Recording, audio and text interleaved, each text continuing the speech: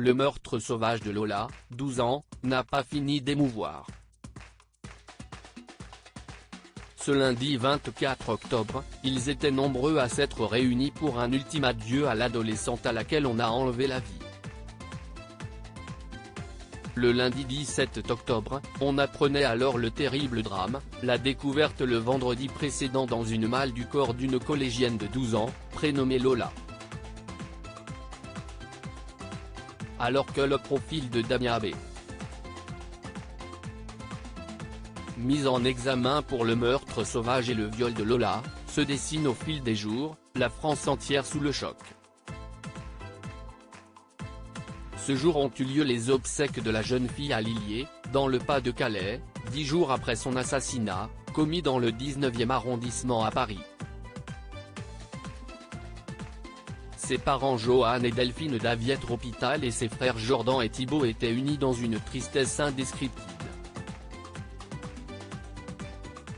Ma Lola, ma petite sœur adorée.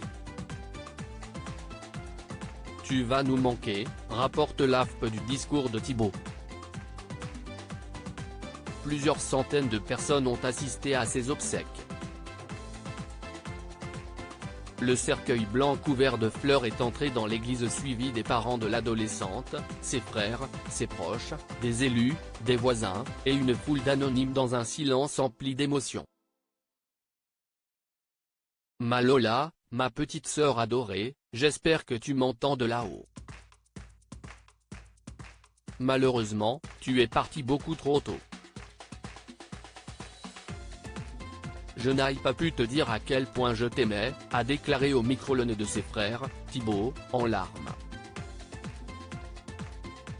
J'espère que j'ai été assez présent pour toi dans ta vie.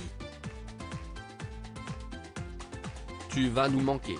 Les larmes sont sur tous les visages, le chagrin est immense. Plusieurs centaines de personnes ont suivi la cérémonie à l'extérieur, grâce à une retransmission audio sur la place de l'église, vidée de ses voitures, précisent nos confrères.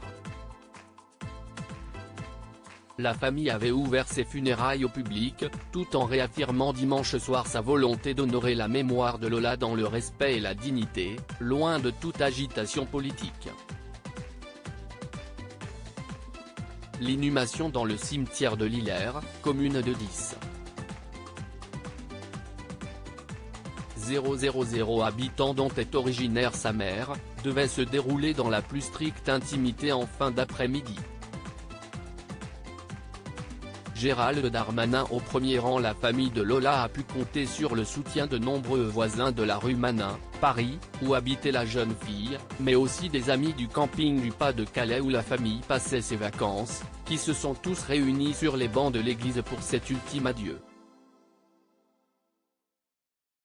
On pouvait aussi compter la présence du ministre de l'Intérieur Gérald Darmanin et d'autres personnalités politiques, dont la députée RN de la circonscription Caroline Parmentier, qui était au premier rang.